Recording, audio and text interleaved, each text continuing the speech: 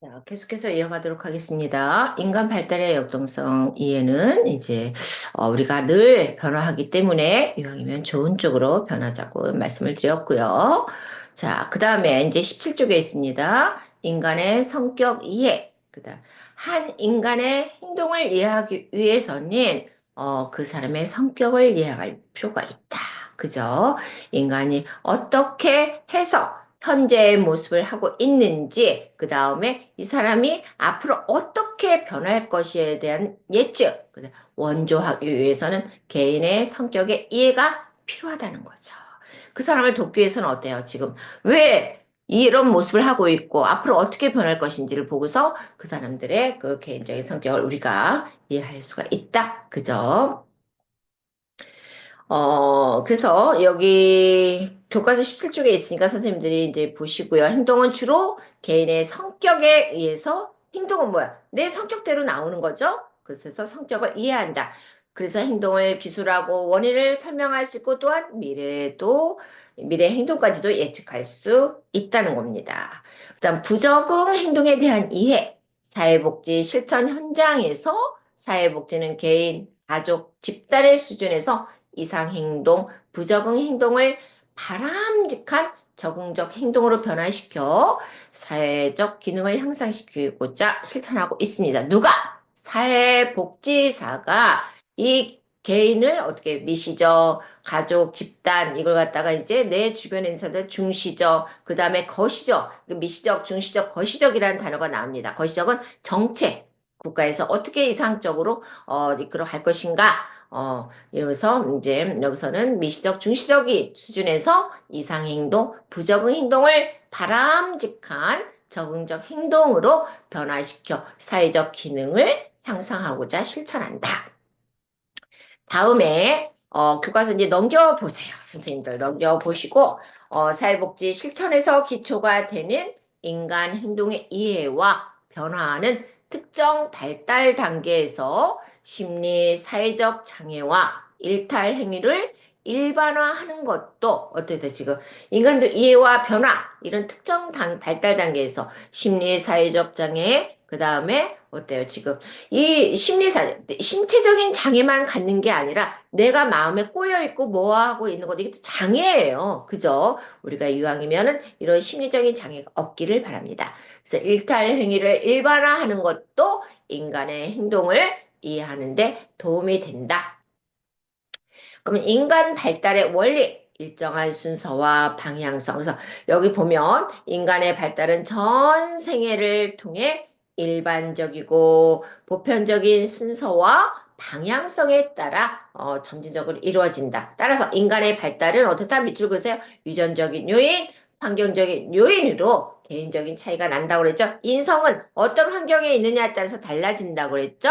그래서 자신의 발달에 능동적으로 기여한다. 그래서 따라서 인간 발달은 한 영역에서 발달이 다른 영역 발달에 상호 밀접한 관계, 그죠? 분리되는 게 아니라 서로 통합하고 밀접한 관련이 있고 개인이 처한 상황, 맥락의 관계 속에서 우리는 이해를 해야 된다. 따라서 인간 발달은 어떻다? 개인마다 정도가 틀리죠? 당연히 틀립니다. 개인마다. 그래서 발달이면 체계적이고 규칙적이고 일관성 있는 원리에 따라서 이렇게 진행이 된다는 거. 자, 일정한 순서의 방향성. 여기서 봅시다. 인간 발달은 일정한 순서와 방향성에 의해서 이루어지고 연속성은 뭐야? 즉 어느 시기에 특정한 부분이 급격하게 이루어지지만 그 시기 위에도 서서히 계속적으로 발달이 진행되고 점진적 연속적으로 변한다. 세 번째는 속도의 불규칙성. 인간 발달의 순서와 달리 속도는 항상 일정한 것이 아니라 어느 부분이 빠르게 진행하는 시기 또는 더디게 진행하는 시기가 있다는 겁니다. 교과서 18쪽에 있습니다. 그 다음에 유전과 환경의 상호작용. 발달은 유전적인 요인과 환경적인 요인들의 어떻대 지금 상호작용을 이루어진다 그랬죠? 개인차가 나오는 맨 밑에 18쪽에 일반적인 발달의 원리가 존재하고 보편적인 성장과 과정을 거치지만 모든 사람이 다 당연히 똑같이 발달한 거 아니죠. 어떻게 우리가 같은 얘기를 하더라도 받아들이는 사람의 그건 다 틀려요. 그죠? 그래서 다 개인차가 있다. 그다음 이제 분화와 통합의 과정. 인간의 발달은 점진적으로 분화되어 가고 동시에 그 분화된 각 측면들이 전체적으로 분화해서 통합된다. 그래서 하나의 체계를 형성해 나간다는 거죠. 그죠? 자, 그다음 봅시다. 점성 원리가 뭐예요? 점성 원리.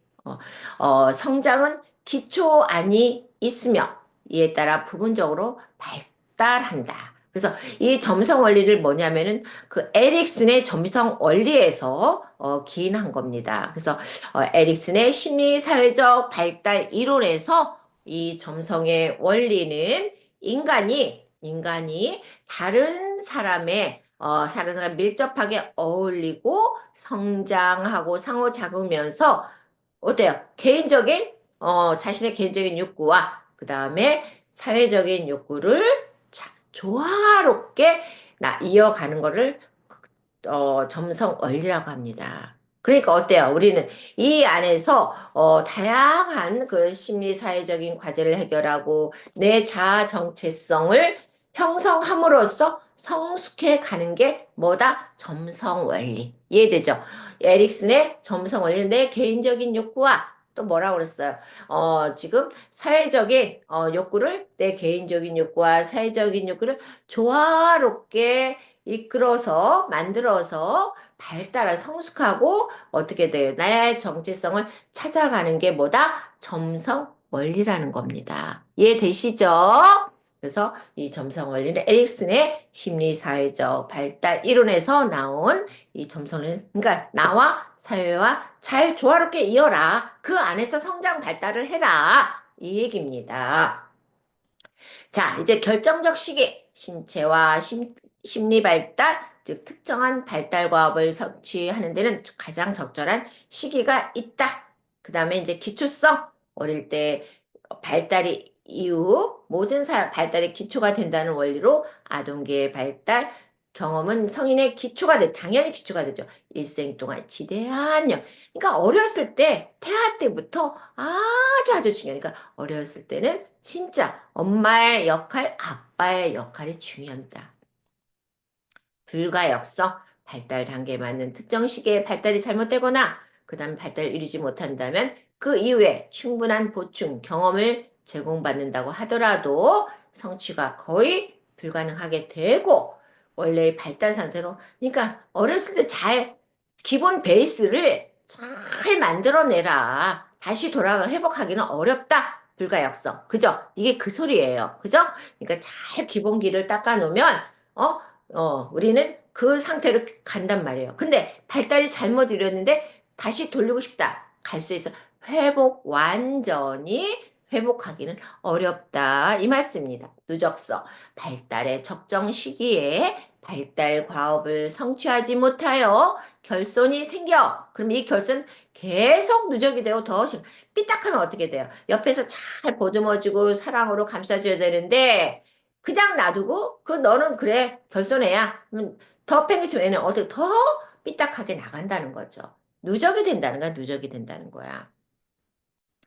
자, 인간 발달이 사회복지 실천에 기여한 부분 한번 봅시다. 생애 주기를 이제 교과서에 지금 20쪽에 있어요. 순서를 정리하여 전 생애를 우리가 통해 일어나는 변화, 특정 단계에서 발생하는 특정 변화를 파악하는 데 도움이 되고요. 따라서 다양한 연령층의 클라이언트를 이해하는 데 기반이 되고요. 인간 발달을 우리가 이해함으로써 다 지금 이해했죠? 인간의 사회적 기능, 적응 수준을 평가할 수 있는 근거를 제공했고 개인이 수행할 과제들을 제시해서 개인의 적응, 부적응을 판단할 수 있는 기준을 설정하는데 인간 발달 이해가 된다. 그래서 4번 인간 발달에 지금 뭐예요? 사회복지 실천에 기여한 부분은 뭐예요? 지금 20쪽에 있죠.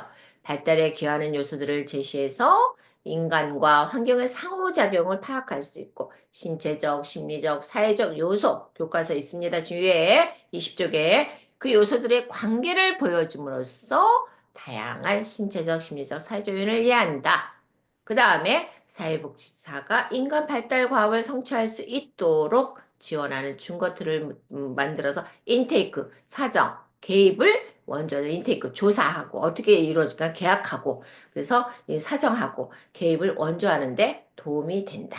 이게 전문적인 용어입니다. 그 다음에 인간 발달의 사회복지 실천 발달 과업은 지금 성취한 시기가 중요하기 때문에 그 시기를 놓치면 안 되고 그 시기에 발달 과업을 획득하지 못한다. 그 다음 게 어렵다. 그 얘기죠. 좀 전에 계속해서 반복해서 나옵니다. 그 다음에 사회복지 실천 현장에서 사회복지는 클라이언트가 이러한 발달 과정을 이해하고 각 연령에 맞게 사회의 정서적 발달을 제시하고 실행할 수. 그러니까 각 연령에 맞게 사회적으로 정서적으로 이 발달 시기에 적용할 수 있고 실행할 수 있게 해줘야 된다는 거죠. 자, 인간 행동 2번 이제 21쪽에 보겠습니다. 인간 행동이란 인간이 동작으로 행하는 일이죠. 뇌 안에서 나오는 일이죠. 자극에 대한 근육 반응 또 내분비선의 작용사대 섬세한 거. 심리학에서 인간 행동은 뭐래요 지금? 내 외적 자극에 대해 반사적 본능적인 동작의 반응을 의미한다. 따라서 사회복지는 인간에 대한 사회적 기능 향상, 안녕, 삶의 질 향상, 밀접한 관련이 있다는 거죠. 따라서 이 필드에서 매우 중요한 개념입니다. 이 사회복지는.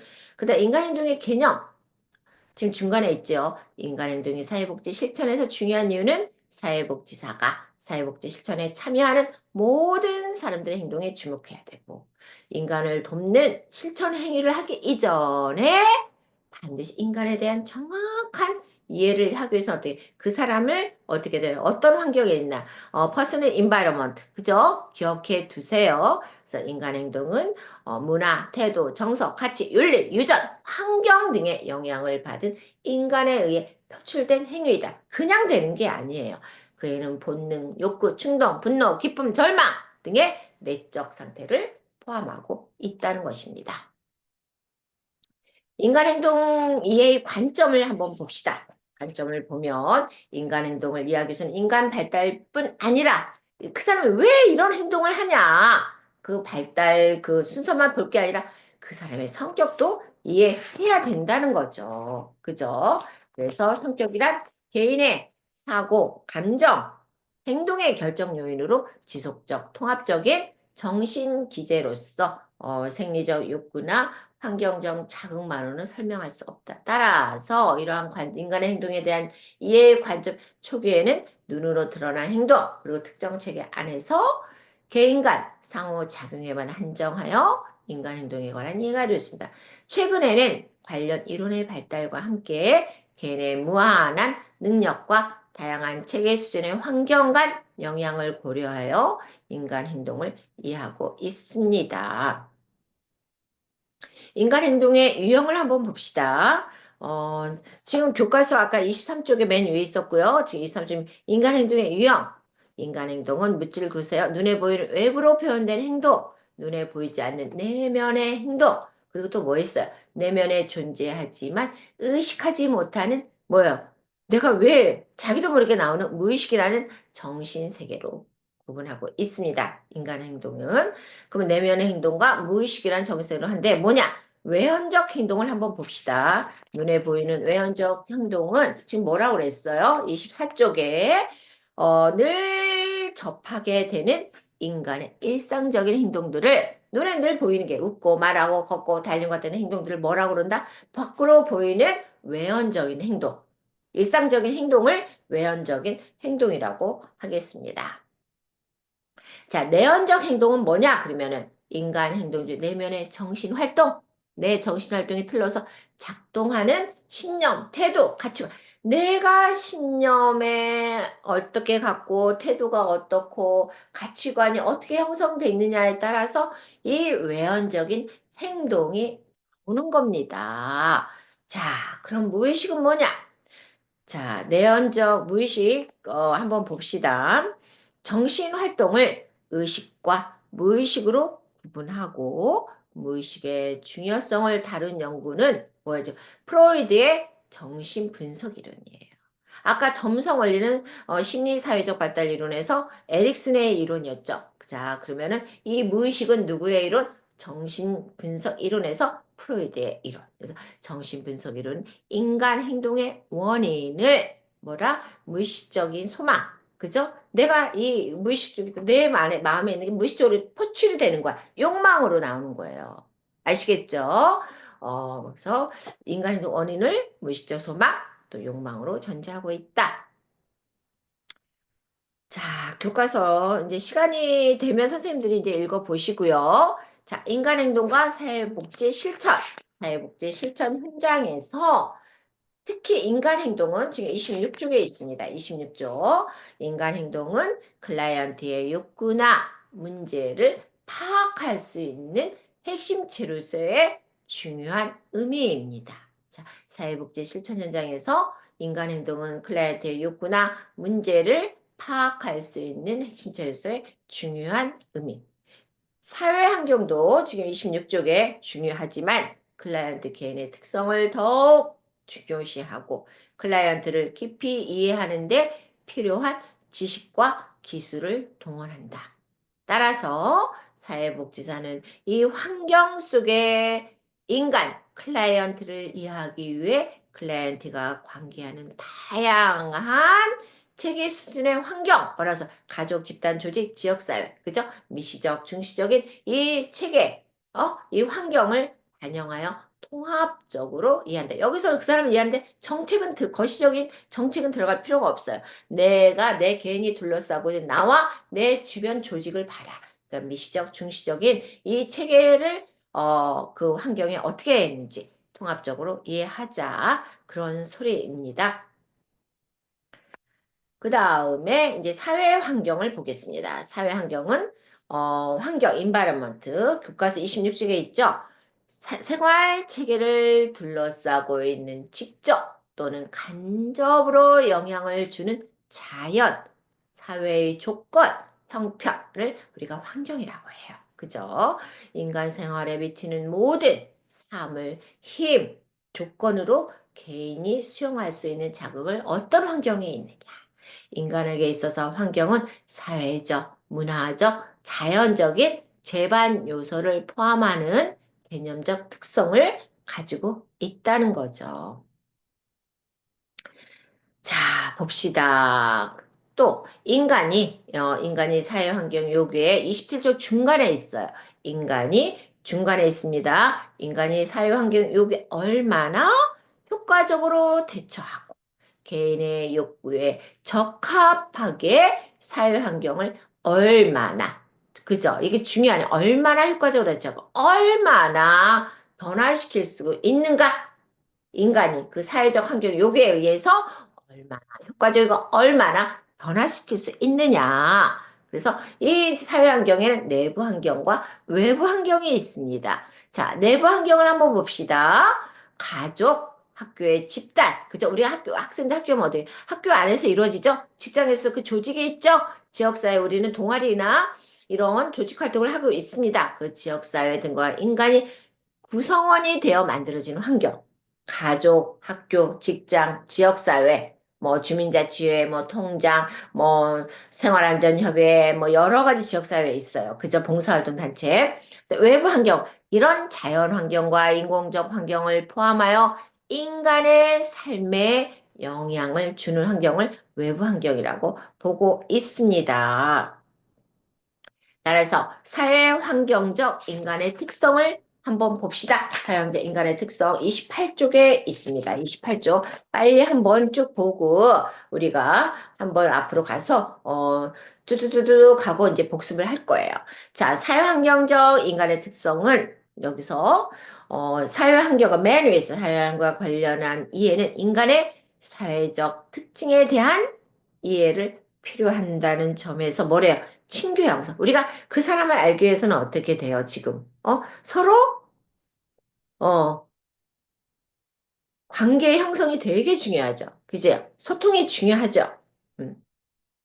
그 다음에 집단, 소속감, 의사소통, 프라이버시 등의 몇 가지가 있습니다. 그래서 첫째, 인간은 참 이 사회 환경적에서 인간의 특성인데, 인간은 친교 형성의 사회적 특징. 우리가 가면은 사람들 만났을 때 어때요? 사람들 다 우리가 눈으로 스캔하고, 이 사람은 어떤 사람인가 하고, 그리고 거기 안에서, 나랑 내 성향이랑 친해질 수 있는 사람이 누구일까 하고 찍잖아요. 그죠? 그래서 이 인간은 친교 형성의 사회적 특징을 가지고 있다는 거죠. 그래서 그 사람을 딱 찍어서, 저 사람은 나랑 맞을 것 같아.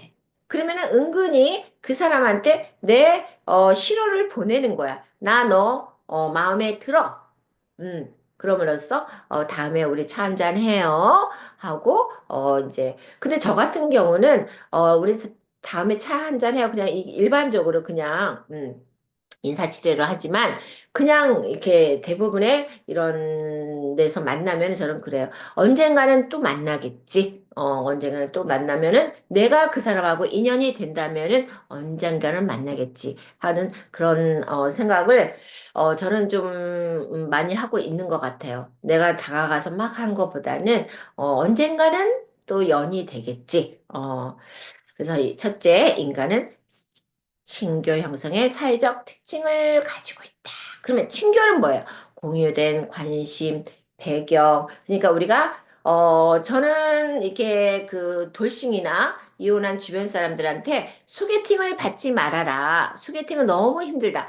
그러면 어떻게 하냐면은 어, 침묵해? 침묵해 보다는 취미 생활을 하라. 취미 생활을 하면은 그 안에 요즘은요, 이게 혼자 된 사람들이 참 많더라고요. 그러면 그 안에서 이 친교 활동은 취미 생활 활동을 하다 보면은 서로 자연스럽게 스멀스멀 가까워지는 경향이 있다. 그러면 취미 생활을 하면서 그 사람의 행동이나 이런 특징들을 우리가 파악할 수 있으니까 그냥 소개팅에서 딱 나 너 좋아? 나 너 마음에 들어? 그런 것보다는 어떻게 이런 취미 활동을 하면서 하나하나 알아가는 그 단계가 그 사람을 평생 반려자로 또한 생각한다면 알고자 한다면 취미 생활을 하세요 하고 저는 얘기를 해줍니다.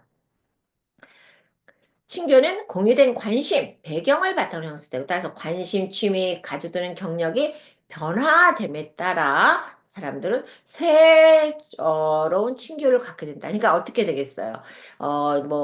그 교회에 가서 만날 수도 있고 이웃과의 관계, 학교의 관계, 직장에서 관계 여러 관계에서 우리가 친교 활동을 하면서 이루어진다는 거, 그 친구를 이런 사회적인 접촉을 통해서 만난다는 거.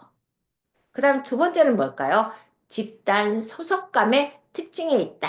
이거 무슨 소리예요? 일정한 사회적 집단 속에 속한 구성원이냐 아니냐 그 사람이 자신을 규정하는 방식의 한 부분이고 대부분의 사람들에게서 아주 중요해요. 이 집단 소속감. 그죠? 그런 어떤 이질감보다는 내가 어떤 집단에 들어가 있다는 이 안도감, 그런 소속감이 베이스가 깔려 있습니다. 그래서 이 부분뿐만 아니라 이렇게 친교 형성도 이 집단 소속감에 있어서는 아주 중요한 부분을 가지고 있다는 거죠. 그다음 세 번째는 인간의 사회에서는 의사소통으로 가능하기 때문에 우리가 사회에서 만난 사람들은 삐지고 서로 이간질하고 관계가 틀어지고 그리고 한 사람의 말만 듣고 그 사람을 평가하지 말고요. 저는 사람들한테 그래요. 나한테만 잘하는 사람을, 나한테 잘하는 그 A라는 사람이 나한테 잘하는 것만 보고 그 사람을 평가하지 말고 좋아하지 말고 이 A라는 사람이 다른 주변 사람들한테 어떻게 보여지고 어떻게 행동하고 그 사람들한테 어떻게 다가가느냐를 한번 파악해라. 나한테만 무조건 잘해준다고 그 사람을 갖다가 절대 지존으로 생각을 하지 말아라 하고 얘기를 해요. 참 중요해요.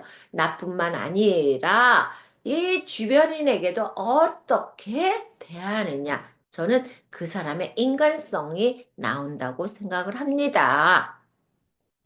그래서 셋째, 인간의 사회생활은 의사소통으로 다 가능하기 때문에 우리는 말로 다 풀 수가 있어요.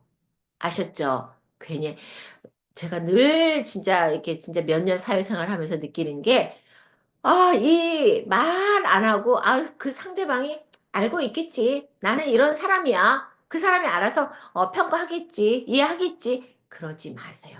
말로 나타내야 돼요. 말로 표현해야 돼요. 그래서 우리가 말로 의사소통하는 데 있어서는 언어적인 표현, 비언어적인 표현으로 해서 그 사람에게 우리가 소통을 할 수 있어야 됩니다. 자, 네 번째는 인간의 사회적 특징으로 프라이버시를 생각할 수 있다는 것. 결론적으로 사람들은 29쪽에 있습니다. 자신만의 공간을 소중히 여기고 그 공간을 침해받을 경우 다양한 반응을 한다. 따라서 사람들은 자신의 프라이버시가 유지될 때 안정감을 느끼고 있고, 그죠? 가족 사이에서도 우리 가족이니까 함부로 하면 된다, 안 된다? 프라이버시를 존중해줘야 됩니다. 그 다음에 사회환경의 개념.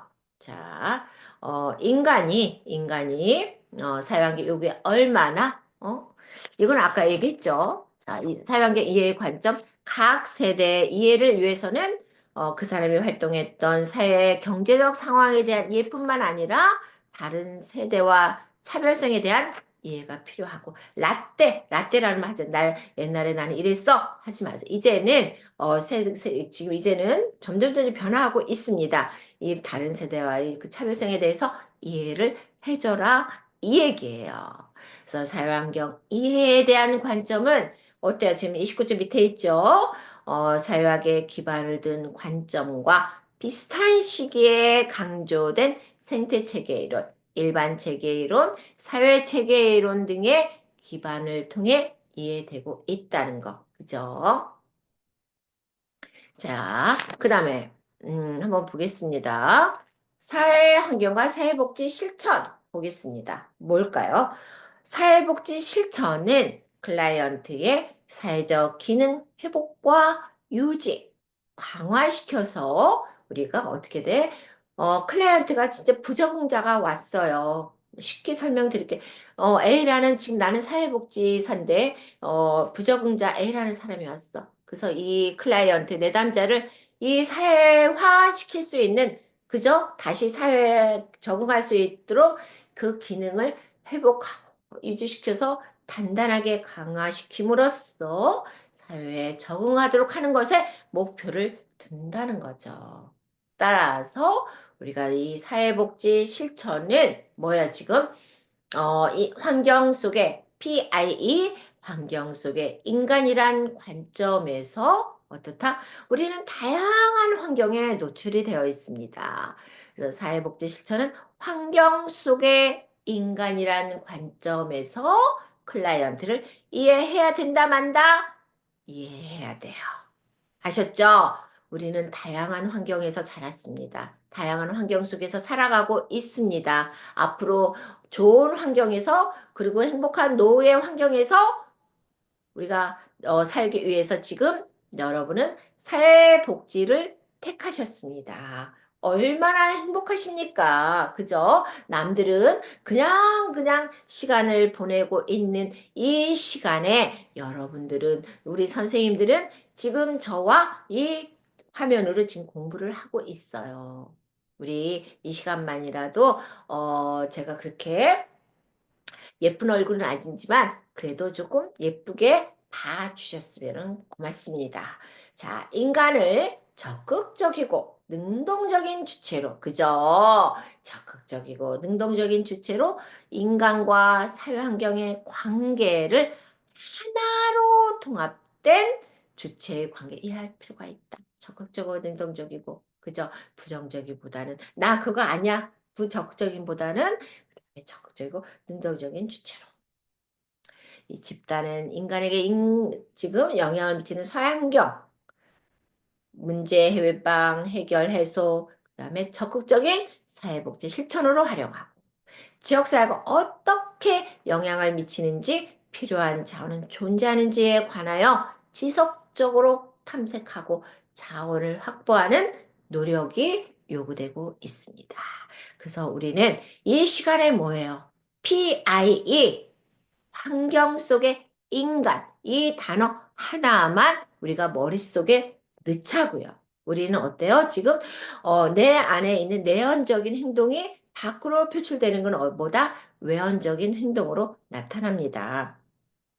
그래서 우리 선생님들이 항상 그 상대방을 왜 하고 퀘션 마크를 하지 말고 어떤 환경에서 어떻게 그 사람이 살아왔는지를 이해하고 이해를 하자는 게 이 시간의 인간 행동과 사회 환경의 지금 기초였습니다. 자, 저는 이만 물러나도록 하겠습니다. 감사합니다.